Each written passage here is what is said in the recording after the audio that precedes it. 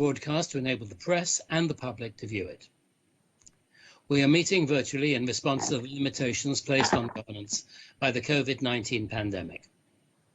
The City Solicitor has advised that this meeting will be run by reference to the model standing orders as set out in the Local Authorities Coronavirus Flexibility of Local Authorities Meetings Regulations 2020, number 392. Please can members and officers turn their microphones off when not speaking, and I will ask the opposition spokespersons to introduce themselves, followed by the officers attending today's meeting. Councillor Smythe. I'm Councillor Judith Smythe from St Jude Ward, and I'm a member of this committee. Claire Udy. Councillor Udy. Hi, I'm Councillor Claire Udy, and I'm an oppositional spokesperson for the Progressive Portsmouth People Group. Thank you. Right. Could we have the officers to introduce themselves? Mr. Maguire. Thank you. I'm Ian Maguire, the Assistant Director for Planning and Environmental Growth for PCC. Right. Officers present. Is Rachel Cutler present? So apologies, no, she was intending to be, she may well be joining us. I have no idea what that sound was, but we'll put it down to an attack from the skies. Eze Ekeledo is here? No. So you're simply going to have to put up with me, I'm afraid. I'll be able to cover both items on the agenda. Yeah. Okay. Vicky Pletus. Vicky Pletus present. And last but not least.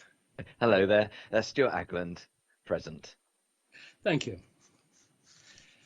But the first thing we have is apologies for absence, and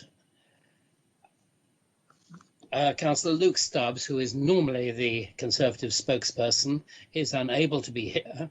Councillor Donna Jones is standing in for him, but she is a magistrate and appears to be held up at the Magistrates' Court.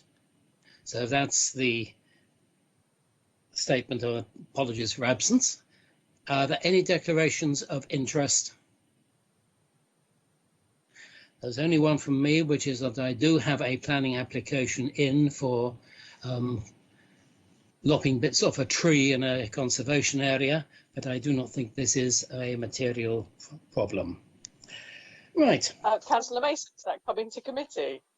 Sorry? Will that have to come, Councillor Mason, does that have to come to committee? That will have to come to committee at some stage, yes. Well, I look forward to giving you a grilling. Councillor Smythe. I have a planning application in for the conversion of the back of a property which I'm going to move into later on. Okay. But I don't think that's material to this agenda.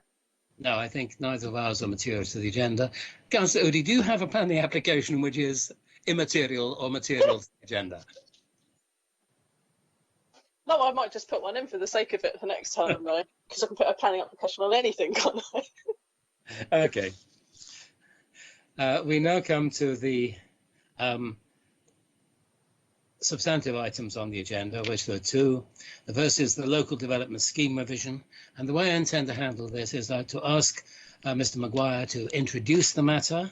I will then ask the opposition spokespeople whether they have comments, questions, objections.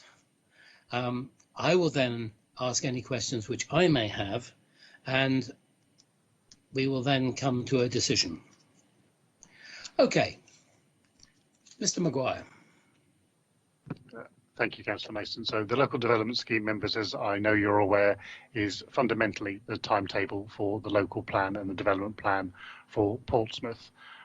We have had to bring to you an amendment to that timetable to reflect primarily and overwhelmingly the delay caused by the COVID situation. This has obviously put pressure on officers from a resourcing point of view to be able to complete the timetable we had, but also required us to revisit when we were undertaking public engagement to ensure we could do it in an effective way at a time where we hope there is a greater ability for people to engage in larger scale public meetings and engagements so that we can assist people to understand the next stage of the plan making cycle, which is under Regulation 18, a issues and options consultation, the final of those first stage consultations, which would now be occurring later on this year. Members, you've all received the revised local development scheme and the covering report, so I don't propose to present that in a screen share or similar, though of course I can do so if that would assist. But you will therefore be able to note that the amended timetable we're now looking at is to look at a consultation for Regulation 18 later this year, now looking to be towards early 2021, so this winter, and then consequently moving the next stages of the consultation, Regulation 19, and submission and examination back in a proportionate way. I would explain, unfortunately, at this point that while this expresses the council officers' best estimate of a reasonable timetable to deliver your local plan work, which obviously includes statutorily defined periods of public consultation and the appropriate time to consider those consultation responses and obviously engage with decision makers, the planning committee, to ensure they can adopt or amend any policy suggestions arising from those consultations. That timetable is likely to require constant review in the next year, as government has been very clear about its intentions to review the overall planning system with quite substantive changes. There are 3 current live consultations, all of which, if brought into act either through policy guidance or primary and secondary legislation, would require an amendment to the timetable as we adjusted either the core evidence underpinning the plan, such as our housing need assessment, or indeed the delivery mechanisms for development, such as zonal planning or alternative definitions of affordable housing and affordable housing thresholds, all of which are currently under consultation. So while officers are recommending an amendment to the local development scheme as laid out in the papers, which will add some certainty with the system we currently have and give us a firm place to stand so that we can benchmark and manage the local plan process, and obviously those that participate in that process, including developers and interested parties who are obviously building their own businesses and business models around the opportunities to develop in Portsmouth, can have that degree of certainty. It is only fair and reasonable to tell you at this time I would not be surprised if we need to have a further conversation with you in the coming months as and when government move forward with the proposals they're including in their current white paper and consultations. But if those proposals don't come in or don't substantially change the position for Portsmouth, we believe this is a robust, if ambitious, timetable to achieve a new local plan for Portsmouth in the quickest possible way.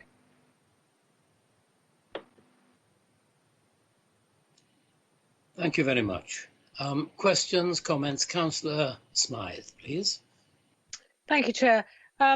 I was glad to see this for several reasons. One is that it's a long and complicated process, developing a plan, and I'd felt that because we haven't had a meeting for a while, that I was losing track of events, and this is a most helpful summary of where we are, and I think it's realistic.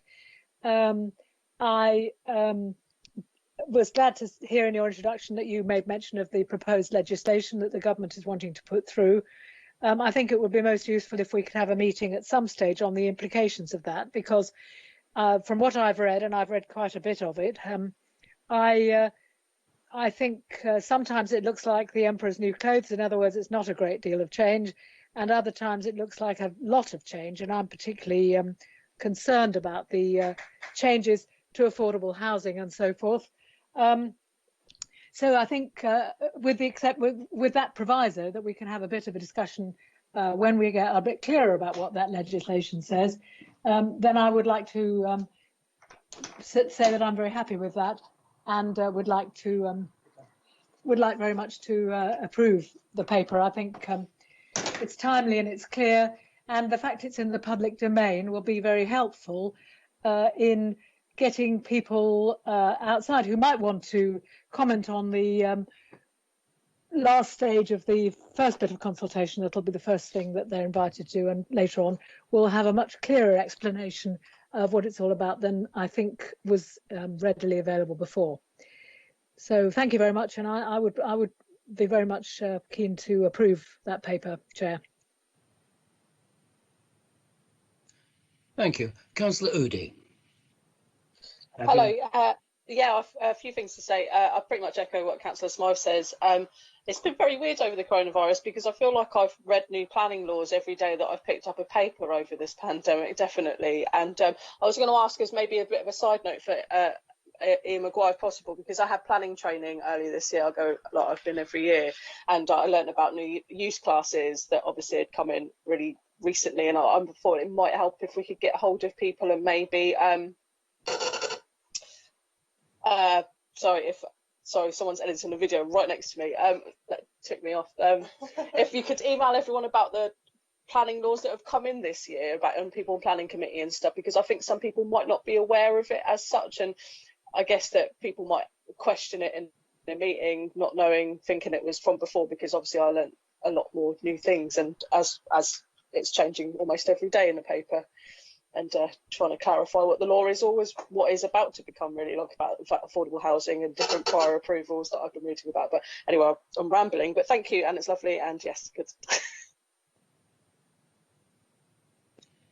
Right, thank you. There's one area which I think, since this is a public meeting, I think it would be useful to have Mr. Maguire to comment on, and that is the implications of COVID-19 for the ongoing plan. We all realise that because of the difficulties in working, this has slowed up the process, and that it'll be very difficult to hold a consultation under Regulation 18 with the restrictions which are placed upon us.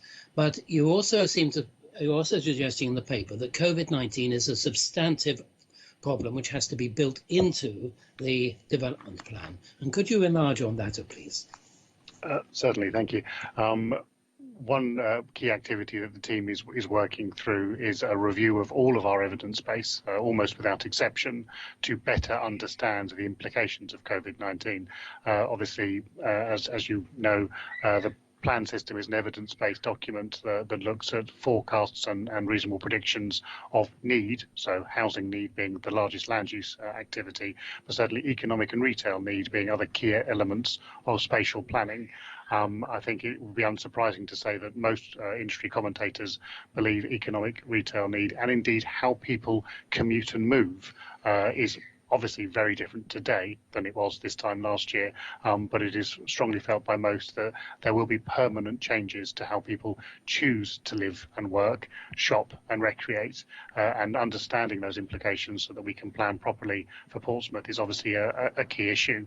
The big challenge, of course, is we don't know the certainty around that. This is a truly unprecedented situation, and many of our professional consultants that provide us with advice have simply returned statements that they cannot update their evidence today. They do need more time to understand some of those direct implications.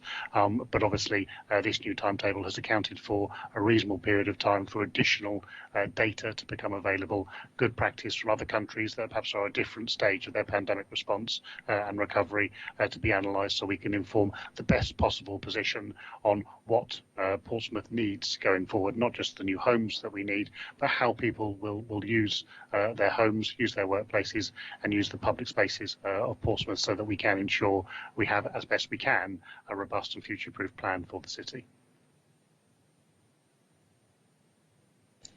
Thank you. The other area which I think we need to look at is we have these three new government proposals, or white paper, changes to planning system and changes to the use classes. When do you expect the consultation to have produced the government consultation to produce some results which we can build in to the ongoing development of the plan? Certainly. So there's a number of different, as Councillor Udi referred to it, that we've been sort of had a lot of things thrown at us over the recent months. So in July, there were changes to both the use classes order and the general permitted development order. They are live legislation now with effective dates of the 1st of September. So at that point, that does change. Some of it is simply language in some ways. So the use classes order has been amended to amalgamate use classes. So sites that previously could only be operated as a shop can now be operated as a shop or an office, to give you a very simple solution to that. That does obviously change how we do spatial planning, as previously we allocated and protected certain sites for shops and certain sites for offices, and we therefore need to review what that means in a more flexible future plan from September onwards, as the government has already legislated for that. British Development Order similarly does allow significant upward extension of buildings with a significant number of conditions and caveats, however, so that may be less significant to Portsmouth as a place, but does again show a direction of travel for government intent to be more permissive, especially with scale of buildings to meet housing needs. Those things inform the two other consultations Councillor Mason referred to, the general white paper and a shorter immediate consultation called Future Changes to Planning. They both have beginning of October and end of October consultation dates as completion, so we're not expecting any outcomes from this until after October, and certainly in the shorter consultation there is reference to ministerial statements in the autumn, and as members will be aware, it is not uncommon during the autumn statement for planning guidance and intention to be announced simultaneously because of the obvious connection between the macroeconomics of the country and the delivery of planning and its consequential development. So timing-wise, we do anticipate immediate changes under the planning for the future consultation to be announced alongside the autumn statement, with obviously potentially transitional arrangements bringing it in towards the end of this year. Those may well require us to have a look at our LDS again, depending on the scale and implications of those changes, one of which is associated with the standard methodology for assessing housing numbers, obviously a key backbone evidence document for the city. The white paper is just that. It is a white paper, so an early stage of legislative production. That consultation is the end of October. There may well be a direction of travel guide, some government response with the autumn statement, but that will require significant further work centrally by government and then primary and inevitably secondary legislation. So that will come probably well into next year, if not even the year beyond that, for actual implications. So we are looking at a turbulent time, not simply because of COVID, but next year because of the government's intent to look at reforms throughout this period. But we do anticipate some of these reforms potentially moving forward to approval and delivery prior to Christmas for the shorter scale stuff, and then obviously all the way through 2021 for the larger scale and systematic reforms referred to in the recent planning white paper. But obviously what the team will be doing at the moment, as well as managing the COVID situations as far as we can, is responding to these consultations, working with Councillor Mason and indeed the Planning Committee as appropriate to ensure we are giving a robust response from Portsmouth to these national guidance documents and national consultations, so that the needs of our city and the unique circumstances and benefits of our city can be properly reflected with any national changes that may come along and affect it. Thank you. My last one is a slightly an aside comment. Looking at 4.3 on page 5, I was very pleased to see the use of the word evitable. I thought I was the only person who ever used evitable, but in the context, I think you meant inevitable. I think you are correct. Thank you. Yeah. Right. We now come to any other comments from Councillor Udi or Councillor Smythe? No? Okay. In which case, the decision, and I have made the decision that as a Cabinet member, I approve the revised local plan timetable set out in the local development scheme. I grant delegated authority to the Assistant Director of Planning and Economic Growth to make minor amendments to the LDS and development plan document timetables as necessary. And I note the progression of the other Portsmouth Development Plan documents and the supporting planning policy documents. Right. We now move on to the second substantive item, which is the scheme of delegation. Mr. Maguire. Thank you. As members will be aware, the scheme of delegation is the part of our constitution that defined which matters the planning committee wishes to determine itself and which it delegates down to officers to determine on behalf of the council.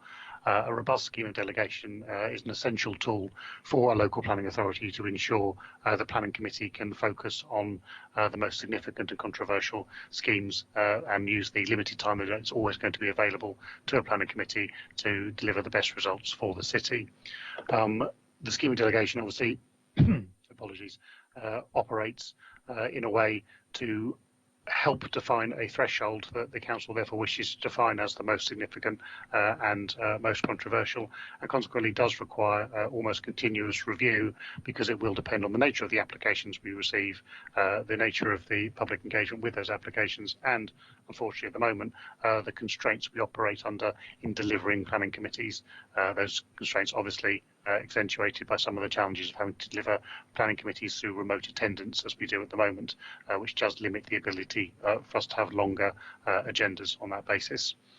Officers have therefore reviewed the current scheme of delegation and the, if you will, the exceptions that require planning committee approval. These are covered in paragraph 4.3 of the covering report, where it lists the 8 reasons to refer something to the planning committee to see if they are all still fit for purpose, are still meeting members' requirements, or if they can be amended in any way so that additional things that members otherwise do not wish to see can be dealt with under delegated authority in a way that proportionally uses the council's resources and enables members to have control of the decision making.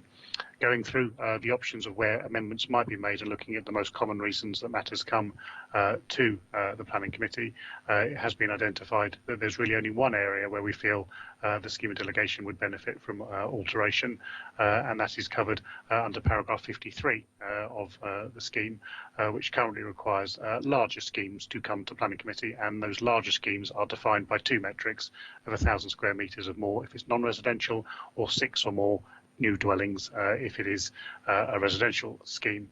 We feel that 6 or more is quite a low threshold, and therefore is bringing relatively straightforward smaller schemes to committee that the committee need not concern themselves with in most cases, and that threshold could therefore be risen from 6 or more to 10 or more new dwellings.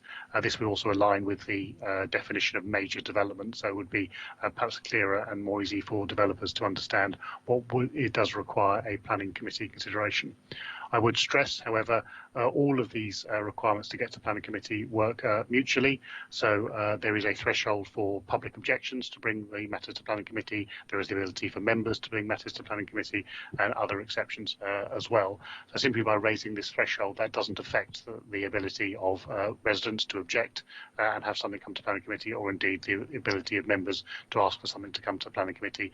This would just be a scenario whereby if we had no objections and deputation requests, no members asked it to come to planning committee, but it is nevertheless a reasonably sized scheme. It would then define whether or not it has to be dealt with by the committee, or whether in that circumstance, when in effect neither residents or members have expressed any concerns of great magnitude, we could therefore deal with it efficiently under the scheme of delegation. So that amendment to the appropriate paragraph is proposed within this report, and obviously I'm happy to take any questions. Councillor Smythe, you were waving at me. I'm happy to accept this recommendation. I think it makes sense. There are enough caveats in it to make sure that anything could come to committee if there was a strong feeling among members, and that's fine. I just wondered if any feedback at all had been taken from the public on this change. That was my first question. And my second question was, I wondered if I know that members of the public sometimes are mystified about why some things come and some things don't. And I wondered if we could be a little bit more explicit, perhaps in the preamble to the planning committee, to explain why it is that the applications that are before us and why others have been agreed under delegated authority. So those 2 points, please. Yes, no, no public engagement or consultation has occurred on the scheme of delegation, because obviously it is for the internal processes of the council.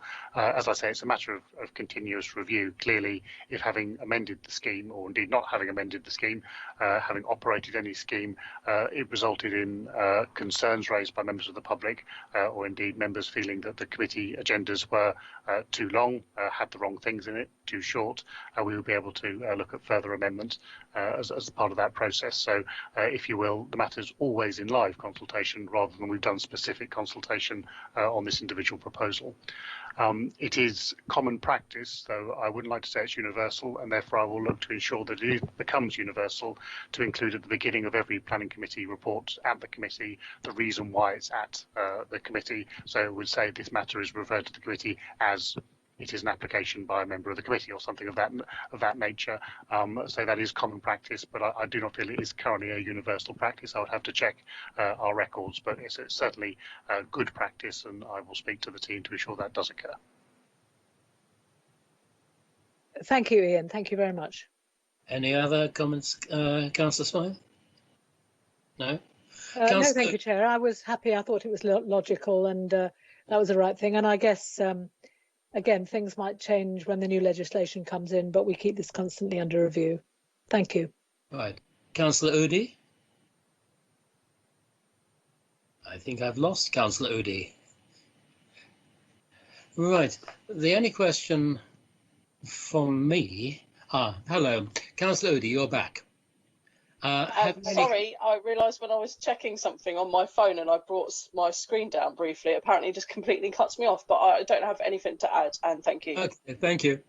My only question is concerning practice. Quite clearly, these are fairly well defined areas.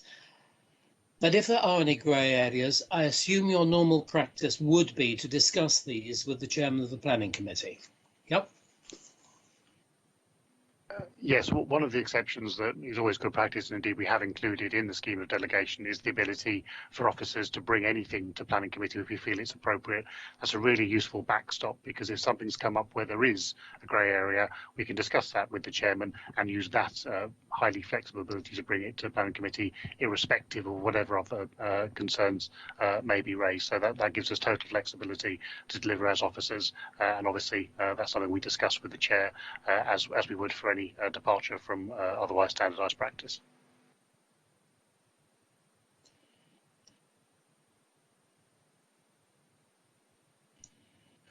Having unmuted myself, thank you very much. There comes the decision. As the Cabinet member, I approve amendments to the scheme of delegation to increase the scale threshold of applications that are reserved for committee approval from 6 or more dwellings to 10 or more dwellings for a period of 6 months. And that, members, concludes the meeting. So thank you, everyone. Thank you to the officers who have supported us, and thank you to the members who are here. Thank you very much indeed. Good afternoon. Thank you, Chair. Thank you, Chair, and thank you, Ian, for a very helpful meeting. Thank you very much.